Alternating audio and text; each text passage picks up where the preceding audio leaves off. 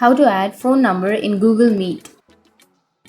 So if you want to add a phone number in your Google Meet, then first check your internet connection, and then you can open up your Google Meet application. Make sure to log into your account, and once you open your Google Meet, make sure to log into your account and then go for the upper left, which has that 3 bar icon. Tap on settings, and under your settings you need to simply choose calling settings. Once you choose the calling settings, here you will have this kind of interface where you need to go for the calling account, and under your calling account you need to simply tap on the phone number. And if you don't have a phone number, then you can add a phone number, or if you already have a phone number, then you can change your phone number. So if you want to change, then it says that make sure your new number can receive text before continuing.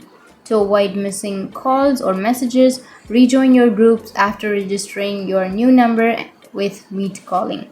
So you can simply tap on continue, and then you need to enter the country code and the phone number that you would like to add to your Google Meet, and then tap on agree, which is on the bottom right, and you need to enter the code. And once you tap on agree, your number will be changed. So that's how you can add a number, or that's how you can change a number on Google Meet. And if you have any questions, feel free to comment below. Thanks for watching.